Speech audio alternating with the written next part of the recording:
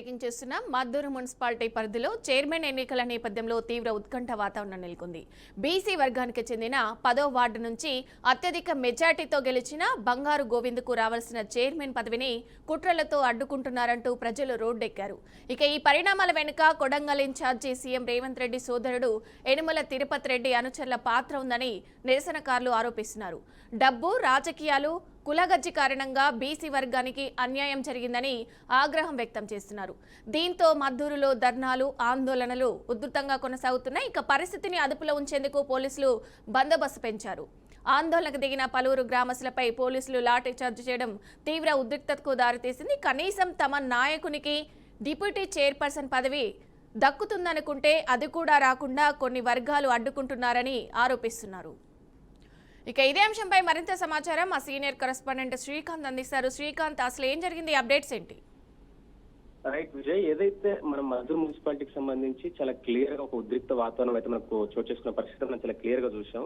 అంటే దీనికి సంబంధించి కూడా చాలా కీలకంగా ఏదైతే మద్దూరులో ఉన్నటువంటి మెజార్టీ పీపుల్ అంతా కూడా ఏదైతే బంగారు గోవింద్ పర్సన్ ఏదైతే గడ్డమిది గోవింద్ అలియాస్ బంగారు గోవింద్ పిలువబడేటటువంటి 10th వార్డు అంటే మద్దూరు మున్సిపాలిటీలో 10వ వార్డు నుంచి దాదాపు 490 పైచీలకు మెజార్టీతో గెలిచి ఇవాళ చాలా పెద్ద ఎత్తున కూడా ఏదైతే కొడంగల్కి ఇన్ఛార్జ్ ఉన్నటువంటి సీఎం కాన్స్టిట్యూన్స్ కి ఇన్ఛార్జ్ ఉన్నటువంటి తిరుపతి రెడ్డి ఆధ్వర్యంలో ఆ రోజున నేను సీటు గెలుచుకొస్తే కూడా నేను ఖచ్చితంగా మీకు చైర్మన్ ఇస్తానంటూ కూడా ఆ రోజు చెప్పిన మాట నిలబెట్టుకోలేదంటూ కూడా వారి సత్యమణి కానీ లేకపోతే ఇటు మద్దూరు మండల పరిధిలో ఉన్నటువంటి మద్దూరు మున్సిపాలిటీ పరిధిలో ఉన్నటువంటి ప్రజలంతా కూడా బీసీ వర్గాలు కానీ ఎస్సీ ఎస్టీ మైనార్టీ వర్గాలంటూ పెద్ద ఎత్తున నిరసన వ్యక్తం చేసిన పరిస్థితి అవసరం. అయితే ఇదే నేపథ్యంలో అక్కడికి క్లియర్ గా తిరుపతి రెడ్డి గారు బయటకు వచ్చి కూడా మాట్లాడిన పరిస్థితి మనం చూసాం. అయితే దానికి సంబంధించి ఆయన కూడా చాలా క్లియర్ గా మీరు చెప్పేది ఇంటలేరు మీరు వినకపోతే మేమేం చేయలేమంటూ కూడా ఆయన మాట్లాడిన వాయిస్ కూడా విజువల్స్ కూడా మనకు చాలా క్లియర్ గా అనిపిస్తూ ఉంటాయి. అంతే ఒకసారిగా ఆ ఉద్రిక్త పరిస్థితిని జనరల్ గా అదుపు చేస్తే బాగుండేది, కానీ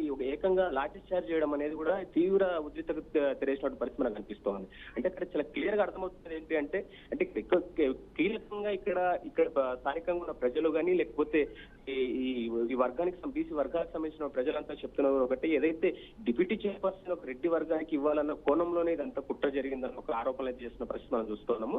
అయితే ఈ డిప్యూటీ చైర్పర్సన్ కు చైర్పర్సన్ అంటే ఈ చైర్పర్సన్ కి అన్ని రకాల చైర్మన్ కి అన్ని రకాలుగా అర్హత ఉన్నటువంటి బంగారు గోవింద్ వ్యక్తికి ఆ చైర్మన్ పదవి తప్పిస్తేనే అయితే ఇక్కడ చాలా క్లియర్ గా చెప్పుకోవాలి. మద్దూరు మొత్తం కలుపుకొని మద్దూరులో విలీనమైన గ్రామాలు ఉన్నాయి. నాంపల్లి కానీ, భీంపూర్ కానీ, అలాగే రెనివట్ల అనే గ్రామం కానీ, దాని చుట్టుపక్కల ఉన్న కొన్ని తండలు కానీ ఇవన్నీ కూడా ఈ మద్దూరు ప్రాంతంలో విలీనమైనవి. అయితే ఈ నేపథ్యంలోనే చాలా క్లియర్ గా ఇటు ఏదైతే రెనివట్లకు సంబంధించి కూడా దాదాపు 5 వార్డులు ఉండగా 5 వార్డులు కూడా దాదాపు 4 వార్డులు కూడా అత్యధిక మెజార్టీతో గెలిపించుకునే పరిస్థితి ఉంది. అయితే ఈ మెజార్టీ కూడా అదే మద్దూరు ప్రాంతంలో కూడా లోకల్ గా చూసుకుంటే కనుక రెండు సీట్లు మాత్రం 2 కౌన్సిలర్లు మాత్రమే కాంగ్రెస్ పార్టీ గెలిచిన పరిస్థితి ఉంది. అలాంటి నేపథ్యంలో అక్కడ ఎత్తిస్తారు మెజార్టీ ఇక్కడ ఉన్నారంటూ వాదించే ప్రయత్నం చేస్తూ ఉన్నారు. అంటే ఓవరాల్ గా చూసుకుంటే కనుక మద్దూరులో ఉన్న ఒక బీసీ పర్సన్ కి నిజానికి ఇప్పుడు ఎవరైతే ఢిల్లీకర్ సరస్వతికి ఎవరైతే ఉన్నారో ఢిల్లీకర్ సరస్వతి జనార్దన్ ఎవరైతే ఉన్నారో వారు ఏ క్యాస్ట్ ఇంకా క్లారిటీ లేని పరిస్థితి. అంటే బీసీలు అని చెప్తారు కానీ అది వారు ఇంకొక ఆరోపణ కూడా ఉంది, ఆ వ్యక్తి వచ్చేసి నార్త్ ఇండియా నుంచి వచ్చిన వ్యక్తి అంటూ కొన్ని ఆరోపణలు చేస్తున్న పరిస్థితి ఉంది. అంటే ఓవరాల్ ఇక్కడ చూసుకుంటే కనుక ఏదైతే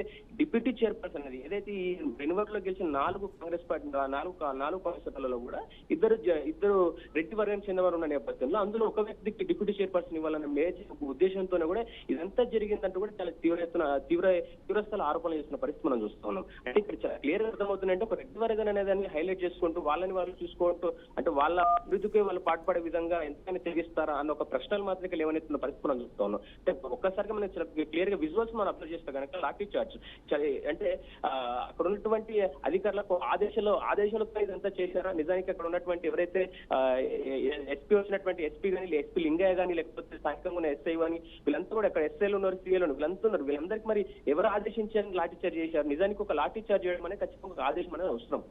చట్టం ప్రకారం ఒక సెక్షన్ ప్రకారం చూసుకుంటే చాలా క్లియర్ గా ఒక ఆదేశం లేని చాలా అలాంటి దాడులు కానీ అలాంటి లాఠీ చార్జ్ చేయడం అనేది వాళ్ళకి హక్కు లేదు. చట్టం అదే చెప్తోంది. చట్టం ఎప్పుడు కూడా సామరస్యంగా పరిష్కారం చేసుకోవాలి కానీ ఇలాంటి దుశ్చర్యకు పాల్పడొద్దని. అక్కడ కూడా ఎవరు కూడా లొల్లి చేసిన పరిస్థితి ఏం లేదు. కేవలం మాకు పరిస్థితి మీరు అదే మాట ఇచ్చారా, మాటని మీరు మాట తప్పారంటూ కూడా కారుకు అడ్డం నిలబడ్డ నేపథ్యంలో మరి అక్కడ తిరిగింది ఏంటి అసలు? తిరుపతి రెడ్డి గారు ఏదైతే కొడంగల్ ఉన్నటువంటి తిరుపతి రెడ్డి ఏమన్నా ఆదేశాలు ఇచ్చి అంత చేపించినా ఏం జరుగుతుందన్న ఒక సందిగ్ధత పరిస్థితి నెలకొన్న పరిస్థితి మనం చూస్తాం. అంటే ఓవరాల్ గా చూసుకుంటే కనుక డిప్యూటీ చైర్పర్సన్ ఒక రెడ్డి వర్గానికి ఇవ్వాలని ఒకే ఒక ఉద్దేశంతోనే ఇదంతా తతంగం జరిగిందన్న ఒక కుట్రకోణం అనే దానిపైన కూడా తీవ్ర స్థాయి ఆరోపణలు వ్యక్తమవుతున్న నేపథ్యంలో ఇది ఇంకా ఎక్కడి వరకు దారితీస్తుంది, ఏమవుతుందన్న పరిస్థితి మనకి ఇంకా అర్థం కనిపిస్తోంది. అయితే ఓవరాల్ గా చూసుకుంటే ఇక్కడ చాలా క్లియర్ గా మనం అబ్జర్వ్ చేయొచ్చు.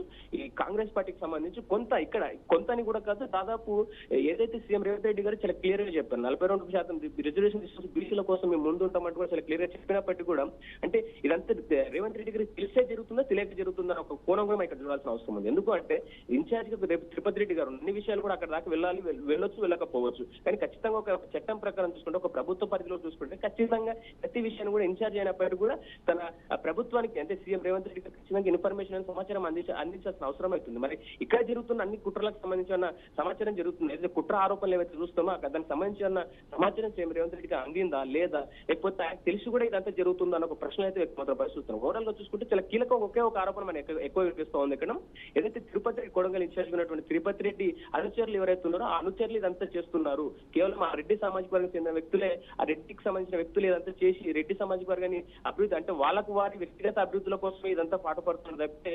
మెజార్టీ బీసీలు ఉన్నటువంటి ఈ మధుర మండల పరిధిలో నారాయణపేట జిల్లా పరిధిలో కూడా దాదాపు 72% మొత్తం కూడా ఇక్కడ బీసీ వర్గానికి సంబంధించిన బీసీ ఎస్సీ మైనారిటీ వర్గాలకు సంబంధించిన ప్రజలు ఇక్కడ ఎక్కువ ఉన్నారు. అలాంటి ప్రజలకు సంబంధించి అలాంటి ప్రజల్లోనే ఒక వ్యక్తి అంతే, అది కూడా మధురనే కాకుండా మోరల్ నారాయణపేట మొత్తం అంతా కూడా ఒక నిబద్ధత కలిగిన వ్యక్తిగా ఉన్నటువంటి బంగారు అనే వ్యక్తికి చైర్మన్ పదవి ఇవ్వకుండా ఇలాంటి ఒక అడ్డంకులకు కానీ ఇలాంటి కుట్రలకు తెరలేపుతున్నా అనేది తీవ్రంగా వినిపిస్తున్నటువంటి పరిస్థితిని ఇక్కడ చూస్తా ఉన్నాం. Vijay right, thank you Srikanth, thanks for the updates.